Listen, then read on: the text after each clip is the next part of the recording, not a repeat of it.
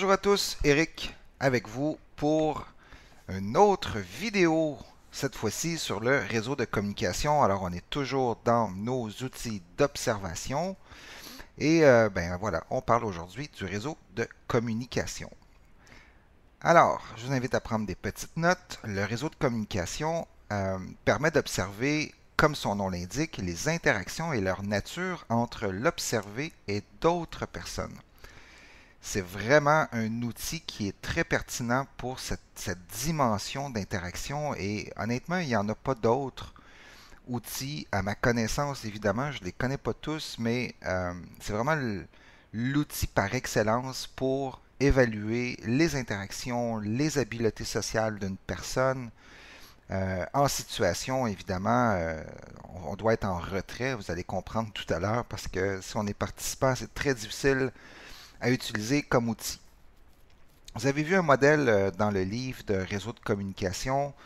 Vous avez vu que c'est quand même simple, mais le livre ne va pas en profondeur sur l'outil de réseau de communication. Alors, je vais vous donner quelques informations de plus. On en parle un peu dans le livre, mais il n'y a pas vraiment de modèle sur le réseau de communication plus élargi que simplement les communications entre une personne et l'autre. Mais il faut bien comprendre que le réseau de communication, ça va beaucoup plus loin que ça. Donc, on peut l'adapter à plusieurs types de contextes différents. Ça permet d'évaluer aussi la dimension verbale et non verbale des interactions. Et c'est là que ça devient vraiment intéressant. La dimension verbale, oui, mais on peut aussi l'aspect verbal l'évaluer avec une grille de cotation ou une grille de pointage. Mais l'aspect non verbal dans une interaction, dans un contexte quantitatif, c'est vraiment le meilleur outil. On peut, encore une fois, comme avec la grille de pointage, on peut le jumeler avec un journal de bord ou avec d'autres outils qualitatifs. Ça devient vraiment intéressant, mais comprenez bien qu'un réseau de communication, c'est un outil quantitatif. Alors, l'usage est très simple, c'est très pratique. Par contre, ça demande beaucoup de concentration et on va l'expérimenter en classe. Encore une fois, vous allez comprendre ce que je veux dire en situation réelle. Mais ça demande de la concentration parce que vous êtes en train d'écouter une situation, pas une situation, mais d'écouter en fait une conversation entre différentes personnes. Vous regardez des interactions entre différentes personnes. Et ça peut aller très vite parfois. Les discussions entre un et l'autre, ça peut aller très très vite. Donc, ça demande beaucoup de concentration et de minutie là, pour vraiment tout noter. Donc, le risque, c'est vraiment qu'on perde certaines interactions ou certains aspects non verbaux qu'on cherche à observer. Donc, il y a quand même une limite là-dessus. Alors, un type d'observation, les types d'observation applicables, allo-observation, assisté aussi, donc on est assisté de notre réseau de communication. Systématique, on cherche quelque chose de précis avec un réseau de communication. Encore une fois, certains diront qu'on peut s'en servir de façon générale pour tenter de cerner un peu la dynamique interactionnelle de l'individu observé. Mais j'ai tendance à dire que tant qu'à faire un réseau de communication, aussi bien tenter de s'en servir pour quelque chose de précis. Mais bon, ça dépend de l'optique de chacun. Et on le fait dans un contexte clinique, donc on doit être en retrait de la situation qui se déroule. On ne doit pas être participant, sinon honnêtement on manque vraiment trop d'éléments et ça devient très très difficile à utiliser comme outil. Parmi ces avantages, ça permet d'avoir des précisions sur des comportements liés aux habiletés sociales, comme j'expliquais tout à l'heure, et au niveau de la qualité de l'interaction de l'observé. On n'est pas obligé d'avoir un grand nombre de personnes dans un réseau de communication. Dans le livre, on vous met une interaction avec, je crois, 8 personnes environ. Ça peut être tout simplement entre deux personnes, donc entre l'observé et une autre personne qu'on utilise le réseau de communication. Ça peut être dans un groupe de 8 personnes, de 20 personnes, peu importe. Donc, vraiment, c'est intéressant, mais c'est l'aspect clé ici, c'est l'habileté sociale et la qualité d'interaction de l'observer avec d'autres personnes. Donc, c'est vraiment ça la dimension, l'aspect clé du réseau de com. Et c'est simple à préparer. Vous avez vu, hein, on met des bulles avec des lignes, une petite légende et le tour est joué. C'est la légende qui est la plus difficile. En fait, il faut vraiment savoir qu'est-ce qu'on veut chercher. Je vous explique dans une prochaine page.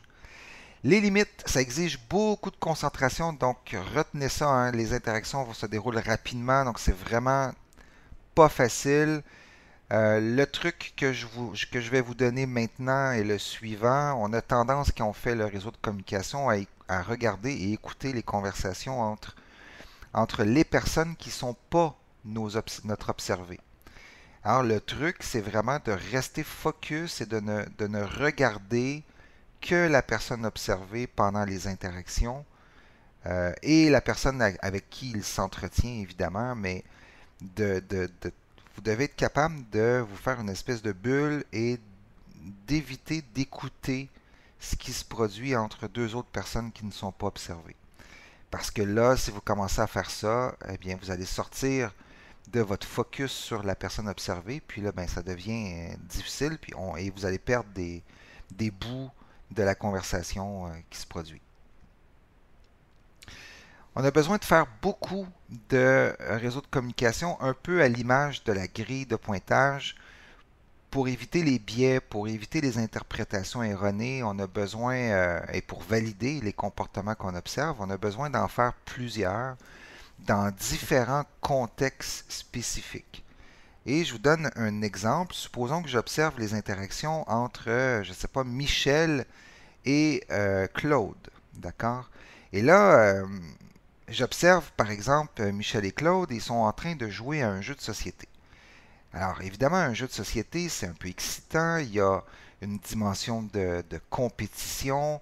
Alors là, je vais voir, supposons que c'est Michel que j'observe, eh bien là, je vais voir Michel dans un contexte qui est beaucoup plus propice à l'excitation, plus propice à hausser le ton, plus propice à être agité. Donc, si je prends juste une photo de ce moment-là et j'en déduis de ses habiletés sociales ou de ses interactions sociales à partir de ce simple moment, mais évidemment, je suis totalement biaisé et mon interprétation va être erronée. Alors, il faut que je puisse regarder Michel, oui, dans une situation de jeu de société, mais aussi dans d'autres contextes peut-être plus calmes, et oui, en interaction avec une personne, mais avec d'autres personnes, avec des éducateurs, avec d'autres personnes qui gravitent autour de son milieu de vie. Bref, il faut que je sois capable de regarder un ensemble d'interactions chez mon observé pour vraiment me faire une tête très précise là, sur les comportements. Voici un exemple.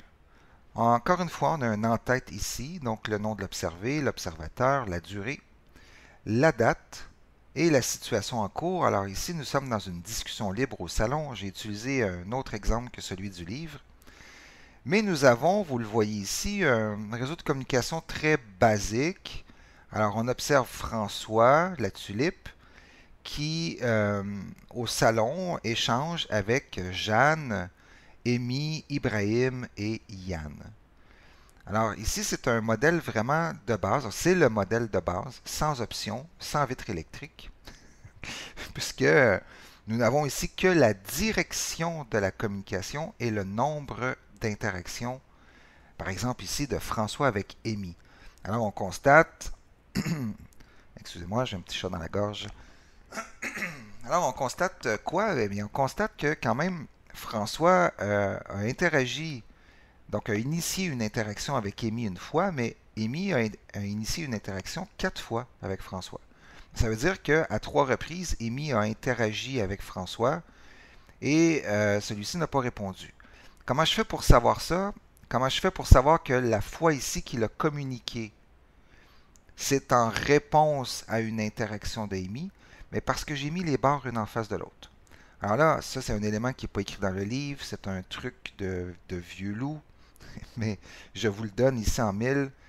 Euh, décaler les barres si l'interaction de un envers l'autre n'est pas une réponse. Pour savoir si un est une réponse à l'autre, on doit mettre les barres en face. Par exemple, ici, vous voyez, c'est un peu rapetissé, là, mais l'intention, c'est que les deux interactions de François envers Jeanne ne sont pas des réponses à l'interaction de Jeanne, puisque les barres ne sont pas une en face de l'autre. D'accord? Alors qu'ici, vous voyez vraiment, les barres sont très, très alignées l'une avec l'autre. Ça veut dire que les trois interactions qu'il y a eu entre Yann et François étaient un échange d'interactions. Donc, on ne sait pas qui a commencé, par exemple, mais on sait que à trois reprises, François et Yann ont échangé et se sont répondus. Alors qu'avec Ibrahim, on constate que Ibrahim a tenté d'interagir à plusieurs reprises, hein, donc 2, 4, 6, à 7 reprises, Ibrahim, en 22 minutes, a tenté d'interagir avec François, mais François n'a aucune interaction avec Ibrahim. Donc, il n'a jamais répondu verbalement aux interactions d'Ibrahim. Donc, je vais aller un petit peu plus loin au niveau de l'interprétation, même si ce n'est pas l'objet de là où on est rendu dans le cours, mais juste pour vous faire voir, c'est intéressant de constater qu'ici, on peut émettre une hypothèse que peut-être que François a un lien d'amitié avec Yann, plus précisément, alors qu'il n'a pas de lien avec Ibrahim, puisqu'il n'interagit pas avec lui. Est-ce qu'il n'a pas de lien? Est-ce qu'il est en chicane? Est-ce qu'il le boude? On n'en sait rien pour le moment. Mais la dynamique ici interactionnelle entre François et Yann laisse supposer que l'interaction coule de source. Par contre, vous voyez la limite de ce modèle ici, qui est de base, c'est que finalement, on ne sait pas grand-chose. On sait combien de fois qui a interagi avec qui par rapport à François, mais c'est tout. Et on sait, bon, ici, oui, on sait, là, parce que j'ai placé mes barres comme il faut, on sait que Yann et François ont interagi, alors que Jeanne et François, c'était pas une interaction, c'était une action directionnelle de François 2 fois et de Jeanne 6 fois. Alors, vous voyez que c'est limitatif. Personnellement, j'y vois pas beaucoup de sens d'utiliser seulement ça, quoique à certaines occasions, supposons que votre centration, c'est vraiment de voir à combien de reprises François interagit avec chacune des personnes. Bah, ça peut être utile, mais dans les faits, on verra sur la prochaine slide de quelle façon on peut rendre beaucoup plus utile cet outil de base. Alors, qu'est-ce qu'on constate ici, à part l'entête? On voit les flèches doubles pour illustrer le sens. On voit les flèches. C'est important dans votre modèle vierge, prêt à l'emploi, de déjà mettre vos bulles, même si vous ne mettez pas de nom à l'intérieur. Vous laissez de l'espace, vous pouvez ajouter à la main des bulles s'il y a des gens qui s'ajoutent. Et d'installer tout de suite vos flèches entre François et chacun des membres impliqués. Donc après ça, en situation d'observation, il ne vous reste plus qu'à mettre des barres, comme ça. Alors vous observez, François parle à Amy, bang, on met une barre. Et ainsi de suite. Voici un autre modèle. J'étais un peu limité avec le PowerPoint pour l'illustrer autant que j'aurais voulu, mais je vous l'explique. Vous allez quand même comprendre le sens. On a toujours le même modèle. J'ai enlevé une personne simplement pour faire de la place ici là, que j'avais besoin. C'est la simple raison. Alors, on a toujours le réseau de communication ici. On a l'entête, donc les flèches doubles. Même chose. J'ai gardé les mêmes lignes. Mais j'ai ajouté ici un C, un H et un 1. Alors, pour comprendre, je vous mets la légende. Donc, C veut dire que c'est un cri. En fait, il a crié. R, assuré, c'est ne regarde pas. H, hausse le ton. Et un chiffre signifie la durée de la communication.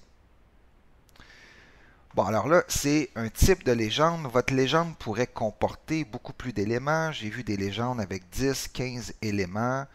Là, c'est vraiment libre à vous. Vous pouvez mettre des éléments non verbaux, par exemple S pour silence. Vous pouvez ajouter vraiment tout ce que vous voulez. Là, c'est bar open au niveau du menu, dépendamment de votre centration. Alors, dans le modèle précédent, c'est un modèle de base Il y avait une centration très limitée, vous avez compris.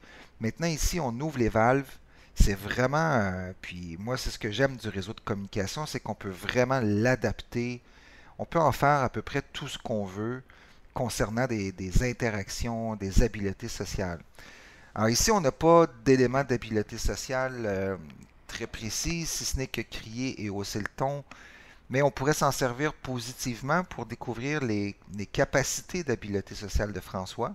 Et on pourrait se mettre une légende dans laquelle on aurait des éléments comme, par exemple, serre la main, regarde dans les yeux lorsqu'il parle, et des éléments comme ça qui témoignent d'habileté sociale. L'important, en fait, c'est de trouver une façon que votre légende soit représentative de ce que vous voulez observer, donc de votre centration.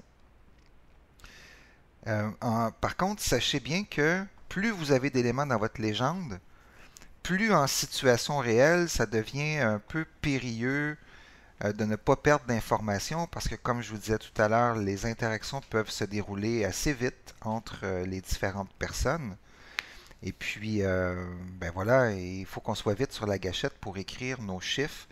Il faut quasiment qu'on connaisse notre légende par cœur parce que si à chaque fois, par exemple, si vous avez 15 éléments dans votre légende et que vous ne les savez pas par cœur et qu'à un moment donné, il arrive que chaque fois qu'il va arriver un comportement, par exemple, non-verbal, vous allez regarder, prendre le temps de lire votre légende. Voyons, j'avais-tu ça?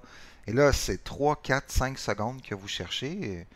La conversation ou les interactions se poursuivent là, dans le groupe. Donc, ben, vous perdez le fil.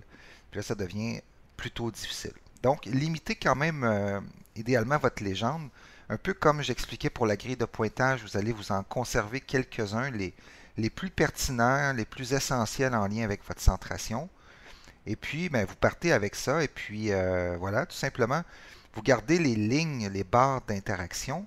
Vous faites simplement ajouter un sigle ou une lettre ou un chiffre qu'on retrouve dans la légende. Donc la légende est absolument obligatoire, sinon on ne comprendra rien. Quelqu'un qui va voir ça ne comprendra pas ce que signifie C ou H.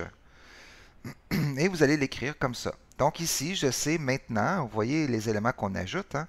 Donc non seulement François a interagi une fois avec Amy, mais son interaction a duré une minute. Ça veut dire qu'il a quand même, il n'a pas juste posé une question, il a parlé avec Amy. Donc déjà, en enlevant, oups, excusez-moi, et si j'enlevais le 1, je perds totalement cette information et en ajoutant juste le 1, soudainement, ça me permet de comprendre un peu mieux ici ce qui s'est produit entre François et Amy. Je pourrais avoir un 1 avec, par exemple, un H. Donc, il a parlé pendant une minute, mais pendant cette minute, il a haussé le ton, et ainsi de suite. Donc, je pourrais avoir au-dessus de cette barre deux, trois éléments, pas juste un. Encore ici, dans le modèle, il y en a juste un, mais comprenez bien que vous pouvez ajouter. Il peut avoir crié pendant cette minute, il peut avoir haussé le ton, il peut avoir aussi un air assuré. Il aurait pu parler pendant une minute à Amy sans jamais la regarder dans les yeux. Et là, encore là, c'est une information qui devient intéressante.